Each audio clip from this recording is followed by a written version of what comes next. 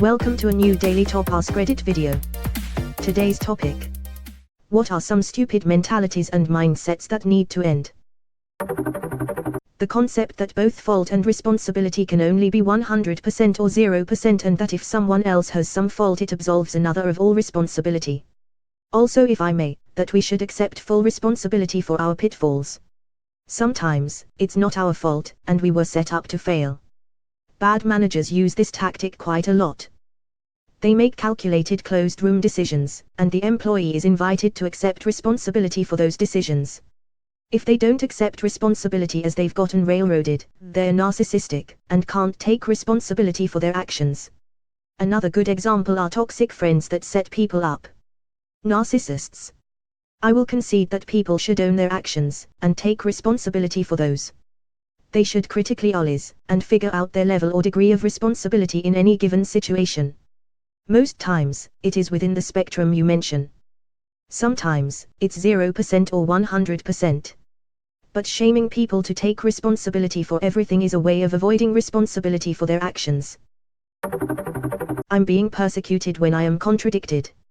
My daughter would loudly protest, "Stop yelling at me," when I would calmly tell her things she didn't want to hear. She grew out of it, but some people never do. A friend of mine would do this when we were 15. I got so sick of it one day that I just went, "I'm not yelling. This is yelling." See the difference? The friends we were arguing in front of snickered a bit. I suspect they liked seeing her being called on out because she did it to everyone who disagreed with her even a little bit. That if I change my mind or opinion about something I'm being fake or phony. Seriously. It baffles me that reassessing your position on something after new information is made available or after additional experience is somehow a negative thing to some. I had a guy tell me that I have a personality disorder. When I changed my opinion about a person, when person in question actually changed their behavior for better. So, yeah. I can fix this person who has hurt me many times. I don't get why people say I see something in them after their partner beats them. Like what? So you see a rematch. Usually it's not just physical abuse but mental abuse too. Often, they convince the person they are worthless and no one else would want them. The victim can feel that because the abuser doesn't leave them, they are good deep down. The human brain can be very cruel to itself when abused. That anything but perfection is a failure. Progress is often incremental and takes time. I have been struggling with weight loss for years, and this concept is something I am finally coming to terms with. That no matter how much I progress and regress, I have to look at the end goal. Little things may slow me down, but I just have to remember to try again, and not beat myself up mentally because I failed my goal. A recent video from CGP Grey covers this idea very well. If you're not 100% with us, you're 100% against us. Only a Sith deals in absolutes. If you're not with me, then you're my enemy. You're entitled to speak your mind. You're not entitled to have people listen, comply, or care. Free to say what you want. Not free from the consequences. Edit, seems I struck a nerve. Thank you all for exemplifying exactly what was meant by the op and my response. I faced the consequences of my speech. I said what I believed and received many upvotes but also many people mocking and disagreeing. Both of which are consequences. I also was not arrested by the government, which is actually what the First Amendment protects. Stop comparing traumas. It's not a fucking competition. Learn to have empathy and take care of each other's mental health. I'd also add not to compare stresses. At work I have been stressed the hell out for many reasons, but other co-workers just shrug off my complaints with the phrases, "Oh, you don't have kids or are not even in a relationship, what do you have to be stressed about?" I work part-time on weekends and have a full college schedule during the week. If I ever even hint that I'm tired, one of my co-workers is always there to say something like, "You're only here 2 days a week, how could you possibly be tired?" My opinion is as good as your evidence. This, or that everyone's opinions are equally valid. No, the guy who has a PhD and 10 years of experience in the field's opinion is more valid than your 10 minimum Google search. That just because someone is trying to help doesn't mean you can't tell them to stop. Edit, thanks for all the awards, kind stranger. You could even argue it's your responsibility to tell them to stop. Someone misinformed but well-meaning isn't going to realize they're not helping if you don't tell them.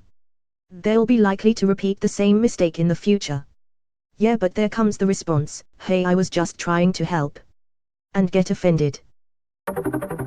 Assuming that people are not allowed to change their opinions or values over time, and judging people, famous or not, for comments made decades ago.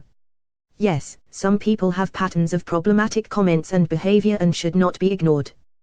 But it also makes sense that, for example, a politician may have learned more about abortion or healthcare or what have you and be able to change their stance. We are not the same people at 25 and 50. Or that if you change your opinion based on new evidence that you are somehow dumb, weak, or your opinion no longer matters. Exactly. My sister is so horrible about rubbing shit in my face whenever we have a debate, and I later bring it back up now on her side because I read up on the material. Like, why are you doing this? I'm on your side now, what's the point? It's so bad I refuse to tell her I've switched positions and will continue to argue the opposing side or just deflect the debate. We have a lot of debates in our family, we all like to debate, but she takes the debate past the initial idea. That if you are a salaried employee and don't finish your work on time, you have to work unpaid overtime until it's complete, but if at another time, you complete all of your work early and there's literally nothing left to be done, you're not allowed to leave and instead have to sit at your desk doing nothing until you get in your 40 hours for the week. Employees should either be paid to have their ass in a seat for 40 hours, no more, no less, or be paid to complete a certain set of work regardless of whether it takes 30 hours or 50 hours. This BS double standard that you're paid to complete a task, not for a certain number of hours when there's extra work, but are paid to be there for a certain number of hours, not to complete a task then leave when there's less work, needs to end. I got into this discussion several times with my old boss. We are either hourly or salaried, we were all salaried. If he was going to demand that my team be in their desks at a certain time, I was going to demand they be out of the building at a certain time. Whenever I asked him if he had an issue the work we were doing, he said of course not. When asked what the problem was then, he said others might think it looks bad. He was a little bitch. If he was going to demand that my team be in their desks at a certain time, I was going to demand they be out of the building at a certain time. Haha, that's a great little snippet to remember the next time anyone bitches about people's arrival time. Look for salaried non-exempt, you are guaranteed 40 hours worth of pay, and you are also entitled to OT and holiday pay, etc. Assuming approval to work the extra hours from your management, but you'll still be able to earn the OT pay should you work those hours.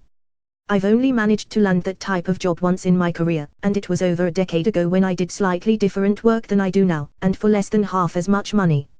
Salaried non-exempt jobs are few and far between. They only solve half the battle, too. You do get the benefit of additional pay when there's additional work, but you still have to sit there and stare at nothing when your boss tells you there's no work to do but you haven't hit 40 hours. Broadcasting everything in social media. My girlfriend and I literally had a row about this morning. I was saying I don't like posting about the fact we're on holiday until after we're back, as it's basically advertising our house is empty. Edit, u/Stadlerswalder Something has informed me you guys over in the States don't use the word row, so to clarify it means an argument. Also it's pronounced like ow, not like o, cause that's probably not obvious from text. Edit to, u/Stadlerswaldorf salad. I agree. Not even from a safety/IT theft perspective, but if you're online while you're on vacation it's harder to unwind in my experience. I wish row was used in American English. The use of fight is too severe of a word and has the implied violence. I have cut way back on my social media presence. There is absolutely no reason why everyone that I have ever met throughout my life needs to know every detail of everything that is going on in my life. The funny thing is that no one cares about what you post. It's just people trying to get attention. Like no one cares what you post. You just care if people react to what you post. And they feel the same way. It's basically a bunch of sad people screaming, "Look at me." Yep, some things should remain private. If something doesn't work 100% of the time, it isn't worth doing. People use this as an excuse to never do anything. Or to deny others from trying. It's frustrating and holds us back as a species. Edited for explanation and to add quotes.